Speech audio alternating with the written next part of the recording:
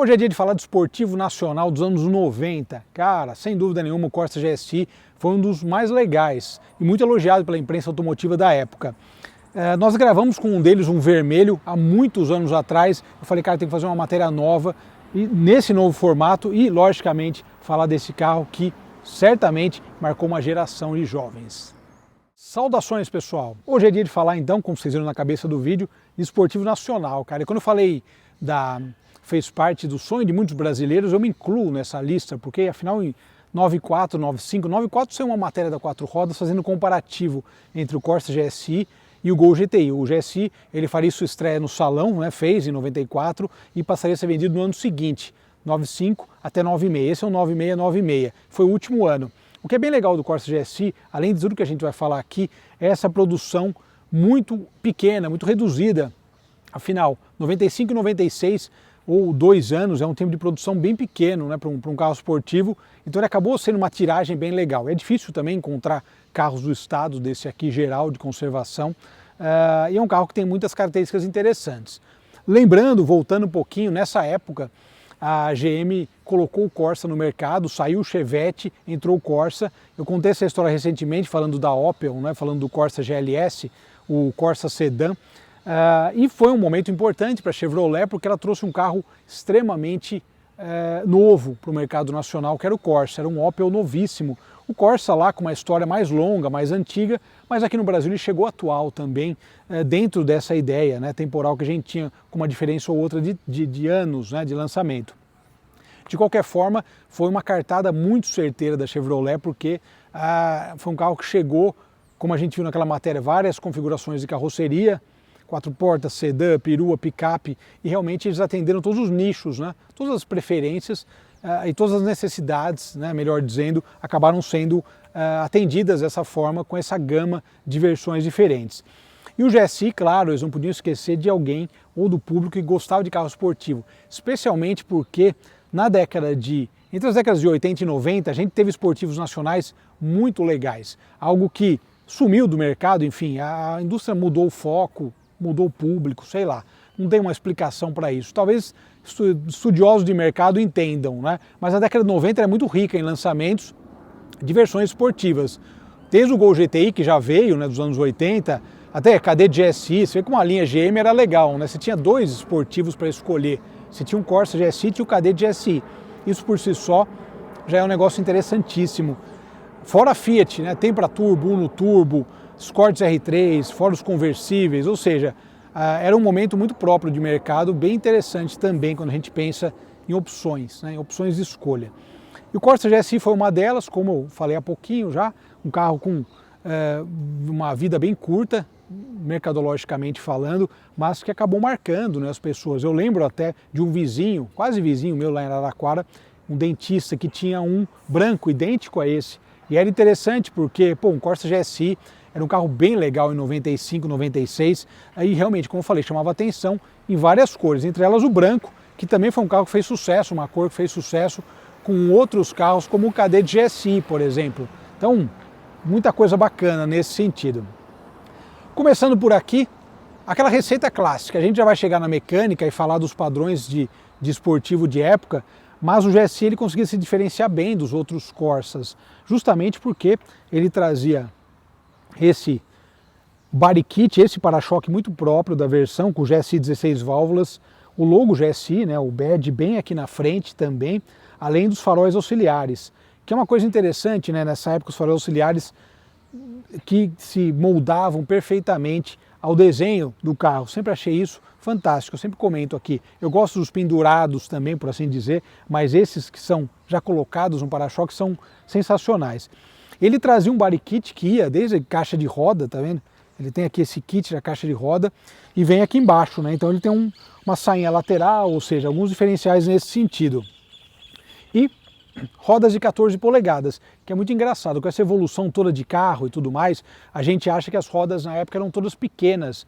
Claro, 14, pequena para o padrão de hoje, né? A gente falou recentemente do Hora 3 com roda 18 e você olha, pô, roda 18, né? Mas essa roda 14, ela acaba enchendo bem a caixa e na época a gente via e falava, puta, uma roda 14 como fica bonita, né, no contexto. E de fato, combina bem. Outro detalhe interessante, que era opcional do carro, mas que é fantástico, teto solar, combina muito, né? Um tetinho aberto e tal, acaba dando uma ideia geral de estilo para o carro.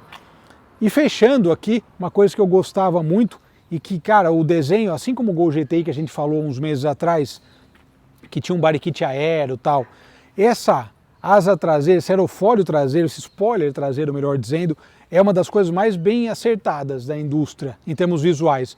Tudo se encaixa nesse carro, desde a saia lateral, o detalhe do spoiler traseiro, tudo isso forma um conjunto que diz muito, né, sobre o carro, e é um conjunto muito harmônico, sabe? Você olha assim, você fala, cara, fantástico, né? E fechando aqui, o GSI 16 válvulas também, para dar aquele toque de esportivo e para definitivamente diferenciar essa versão de outras versões mais comuns. Agora vamos falar da parte interna. Isso aqui que eu elogiei outro dia do design, né? Túnel de vento, tal. Os caras fazem um desenho bem próprio, mas é bacana, né? Esse tipo de coisa também. Uma coisa interessante internamente desse carro, repara aqui, ele foi um dos pioneiros em trazer o primeiro ABS de série e também, ó, o cinto 3 pontos atrás. Nesse comparativo com o Gol GTI, a 4 rodas falou muito sobre isso, né? Além do ABS, o cinto 3 pontos para quem vai atrás. O detalhe desses bancos também, abas nas laterais, muito legal, né, cara? Esse tipo de coisa é fantástica. E internamente, aqui quando a gente fala, por exemplo, de painel, ele não tem diferenciais. Ele era o painel do Corsa GL, então, assim, em termos de painel, ele não tem fundo branco, não tem instrumentação ponteiro vermelho, que nem o Monza SR, por exemplo, que eu acho que é um interior diferenciado assim, em relação ao Monza. Mas, de qualquer forma, ó, tem esses detalhes vermelhos no banco, que acabam enriquecendo também o estilo, o friso vermelho na lateral, que é bem bacana. E de modo geral é isso, né? Ele é um carro bem europeu, né? O interior do carro é bem europeu também, ó. Detalhe aqui, ar-condicionado, toca-fitas, câmbio de 5 marchas com relações próprias, isso é uma coisa bacana também, essa coifa GM que acaba agradando muito, né? Ó, espelho elétrico, vidro elétrico, tem. Ele é bem completinho, tem o que precisa para a época. E uma coisa legal, ó, o teto solar dele também é manual. Eu adoro o teto solar manual, que me lembra o GR3 que minha tia teve na época. Ficava mexendo aqui para abrir tanto para cima quanto para dentro do teto. Isso é muito interessante. E aqui, sem dúvida nenhuma, um dos grandes predicados do Corsa GSI, que é esse motor que era importado da Hungria, 1,6 litros, 16 válvulas, 108 cavalos e 14,8 de torque, ou seja, bem acertado para um carro que pesava 900, pesa 945 quilos.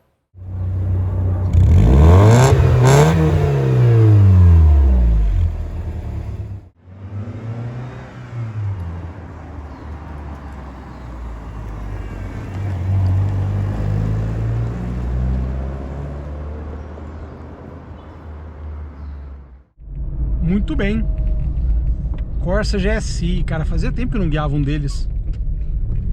Como eu comentei, acredito que mais de 10 anos, vai aparecer aqui embaixo a outra matéria que a gente gravou com eles, com um deles, né, que era um vermelho, faz bastante tempo mesmo. E eu me lembro que uma coisa que eu gostei na época foi justamente a proposta. A proposta do Corsa GSI é muito interessante. Ele é um carro compacto e tem uma proposta de ser divertido de andar. E isso ele faz bem, sabe assim? É um carro que te entrega a suspensão um pouquinho mais dura, sabe? Um pouquinho mais... Os amortecedores têm pressurizados, tem um acerto mais próprio. Então ele é um carro realmente que tem um acerto legal dentro dessa proposta dele, né? Porque você vê que aqui, ó, sente um pouquinho por conta disso.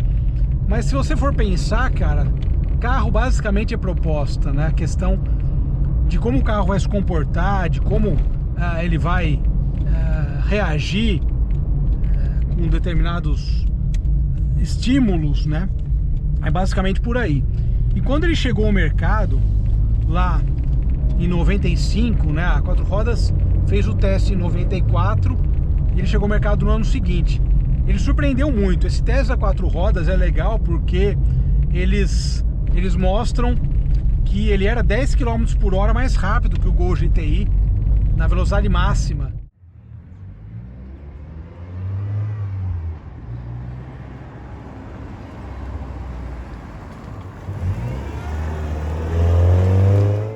E por isso que eu falei, a velocidade máxima dele naquela época 195 km por hora.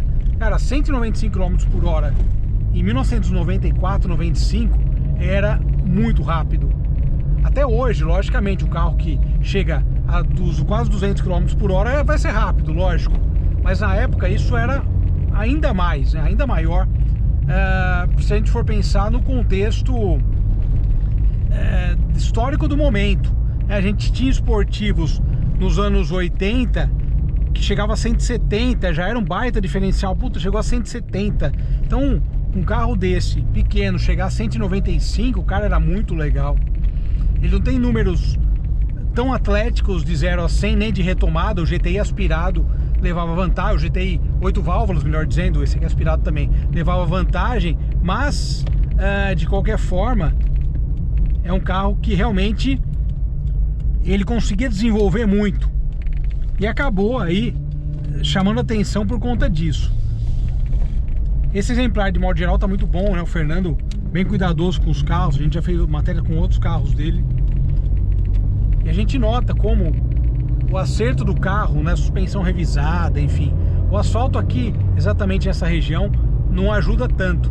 Mas ó, você pega um lugar mais plano, sem buraco, você vê que o carro tá bem redondinho para andar. As relações de marcha também, uma marcha ou outra um pouquinho mais leve, mais curta. Então relação de marcha também é outra coisa importante. Principalmente se você pegar em consideração um carro multiválvulas, né? Onde você precisa ter um motor que enche rápido. Você tem um esportivo multiválvulas, né?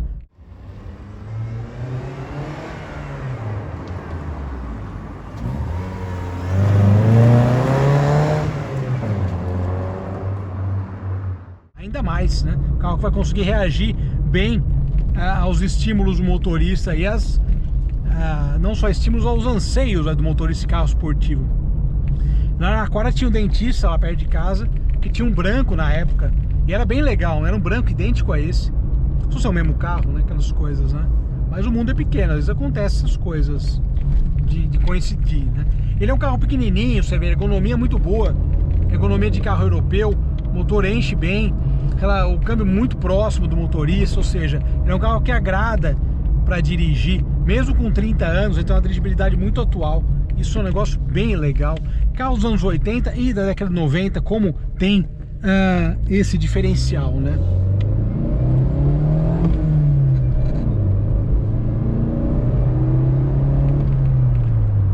Bem acertado, olha só.